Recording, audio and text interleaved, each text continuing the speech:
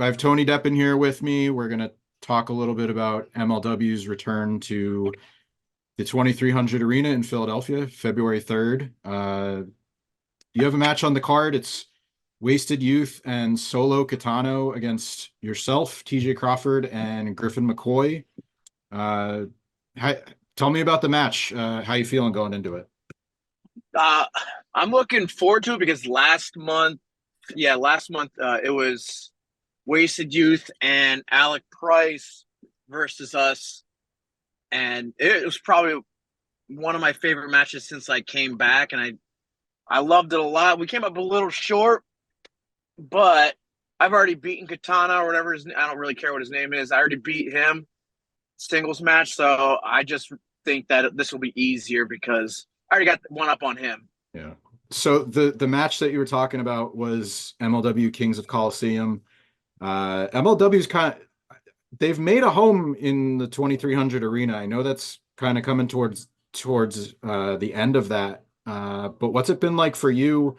I know you're from Shamokin. I think Hershey is where you live now, but just having a chance to get a regular home or sort of like a regular schedule.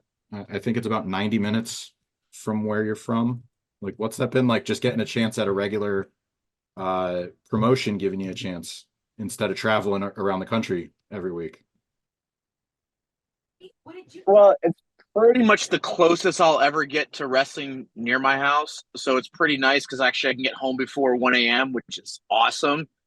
But it's also really cool as well because it's a regular showcase in the ECW arena. Like, that's really cool to me, regardless that it's no longer what it used to be or doesn't have that same feel because it's been modernized and it's not as cool looking or grungy looking, but Yeah. I still think it's awesome that on a regular basis that I get to wrestle there. If you want to talk about it, are you on the New York City or the Tampa shows coming up? Um, I know for sure that I am on the New York show coming up. Mm. I reached out to MLW management about the upcoming dates after that, and they said they're trying to figure all that stuff out at the moment. Mm. So I'm hoping because Tampa's the only redeemable spot in Florida for me. So that'd be nice to go down to Tampa again because I just got back from Tampa. Mm.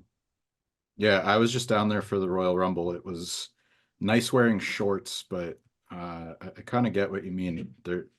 I lived in Orlando for a while, and I don't miss too much about it.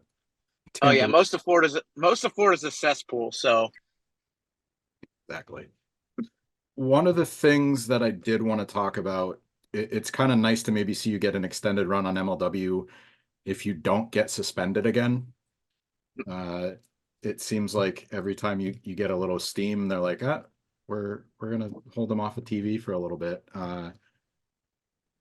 Talk to me about getting, the chance at an extended storyline like that too, even though you're not on TV, it's still part of the show.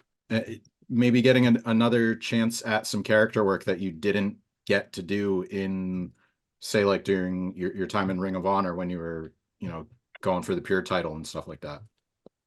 I really enjoy it because it shows that MLW in court, they have some form of faith in me to push me into some type of angle instead of just saying, hey, here's Tony Deppen, the wrestler.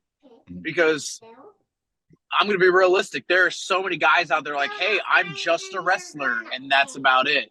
And you can only go so far when you're just a wrestler. But when Mhm. you give me the opportunity to showcase more than that, whether it's being slimy or just like, if I could work on promos or something, it helps.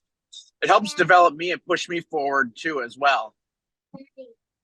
One of the things I do like about your work is your mannerisms, your facial expressions. Where does that sort of idea to like take it the way you do? Where does that come from? I I honestly don't know. I have had a lot of people talk to me like after they watch a match and they're like, "Have you ever acted?" And I'm like, "No," and they're like, "I don't know what it is about, but you know how to like work that reaction out of your face." Like, I think it's just I like just watch growing up watching a lot of the heels back in the day and just watching their reactions and kind of taken a little bit of that and sprinkled onto my own world. Mhm. One of the things that I think highlights that, if anybody wants to check it out, Mansoor posted like a compilation of the match from GCW Look at Me. And I think that really highlights it because there's stuff going on all around the ring, and just, your facial expressions do a very good job of highlighting the point I'm trying to make. But like what Yeah, like stuff like that, like what song is going through your head when you're doing your little shimmy? there's it's odd. It's really weird. Like I I know seeing that, like it seems like I'm this eccentric, outgoing person, but I'm extremely like reclusive, and I don't like to act like that. Hmm. But I don't know what it is. It's a performance art to me. Like wrestling's a athletic competition and this form of theater that I absolutely love. And it's just I don't know what, it just comes over me, and like there's nothing going on in my head. There's nothing I don't plan out what I'm like how I'm going to act. It's literally on a whim. Like when I was going over stuff with Mansoor, he was just like, well, make sure you're like this. I was like, I'm like, I don't really like put anything in my head. I'm like, I just freelance it and see how it goes. And normally that's when I get my best reactions. Organic stuff is what makes wrestling to me. Again, if anybody wants to check it out, it's on Mansoor's Twitter. I feel like you have a good eye for talent, whether it's who you work with, if you're on shows with anybody else. Is there anybody right now that, whether it's the MLW roster or just the independents, like Northeast scene in general, that, you kind of have your eye on, that nobody's really talking about right now, or maybe just needs a little bit more attention than they're getting right now? There's plenty of people like that. I don't like there are plenty. What sucks is like there's so many ways to get eyes on you now in the wrestling world that I really don't know if some of these people are just not getting booked because they have a bad attitude or like something to do with money. I really don't know, because it's really hard to not be seen today. Yeah. Especially like with like the advent of like streaming devices and stuff like that. So I don't really get it.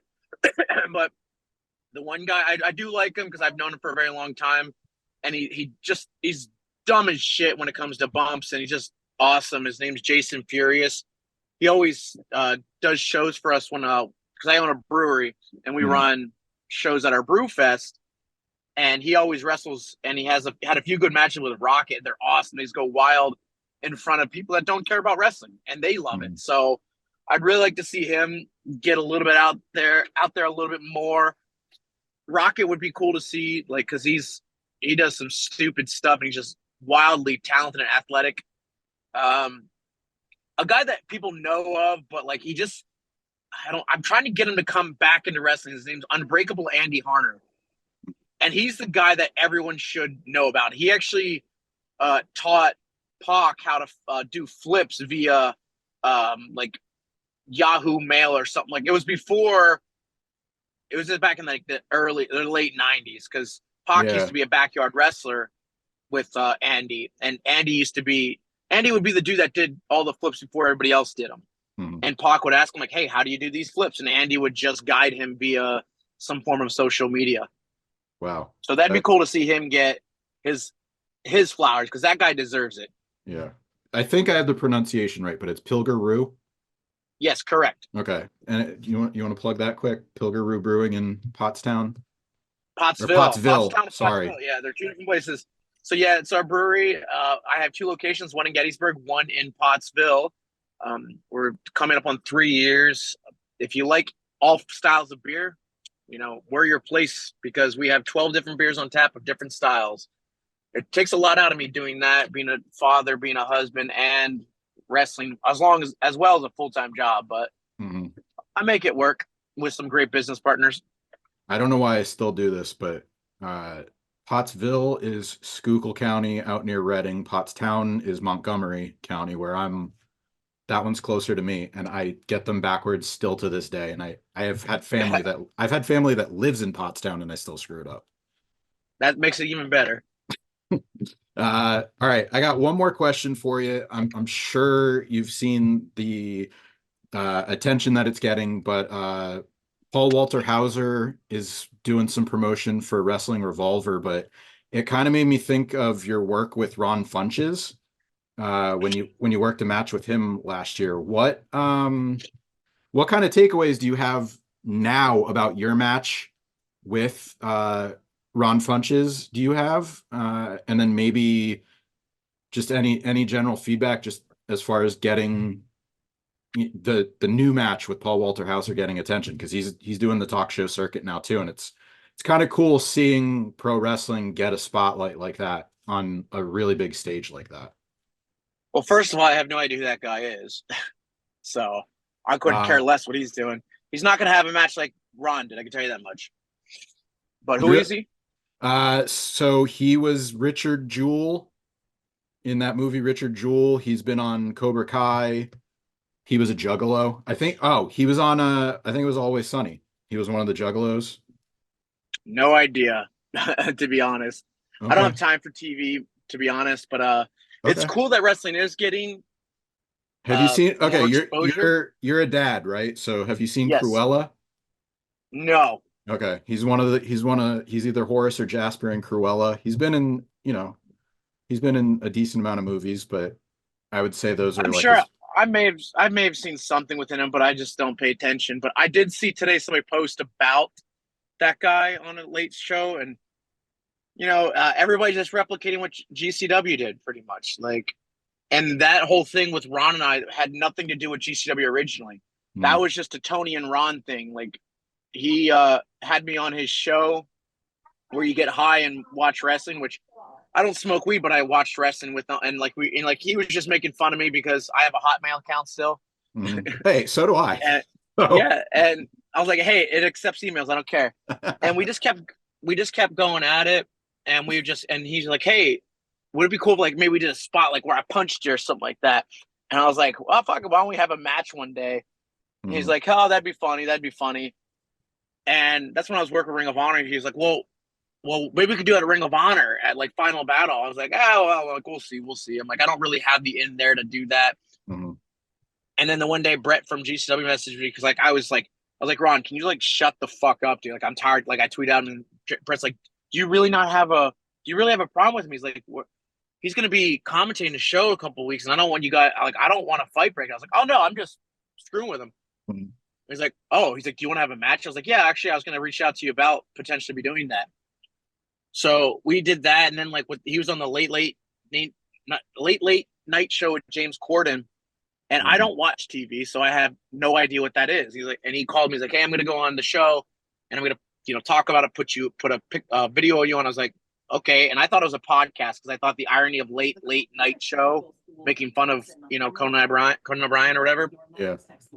I wake up and my phone's blowing up. You're like, yo, you were on the James Corden show. I was like, wait, what?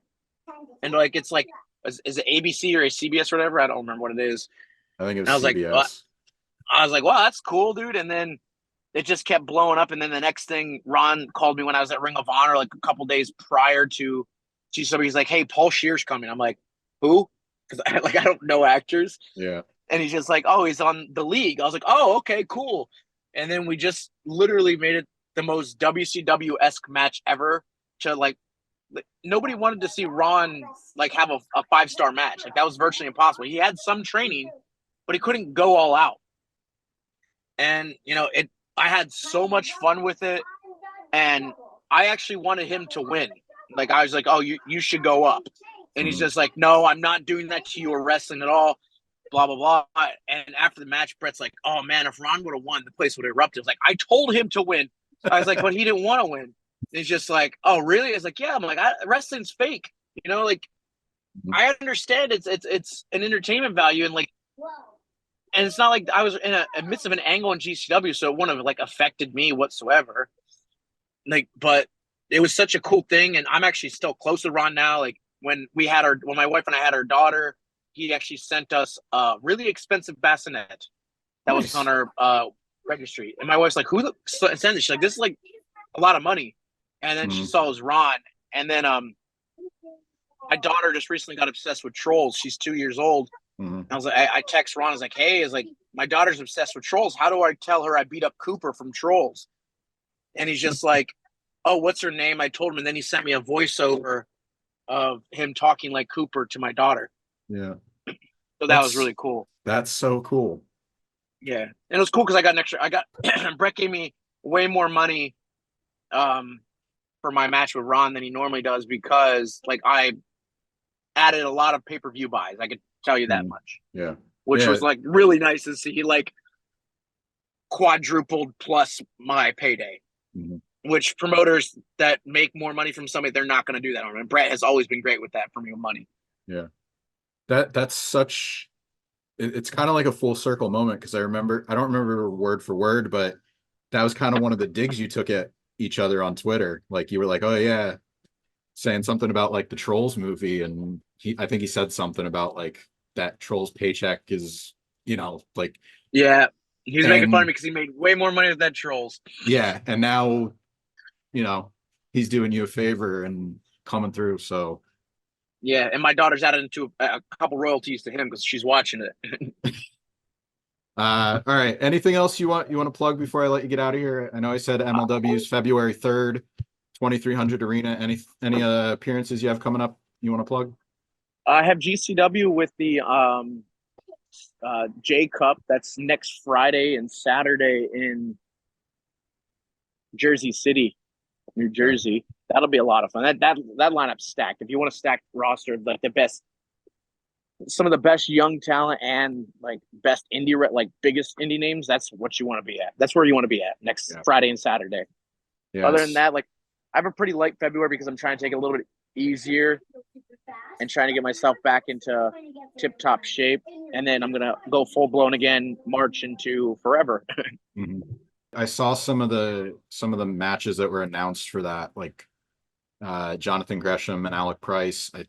Speedball was just announced for a match. Great Sasuke. Uh, yeah, like people are going nuts over that on social media. So definitely, you have a nice couple weeks coming up. Thanks for your time again, man. This was fun. Not a problem. Thank you for having me.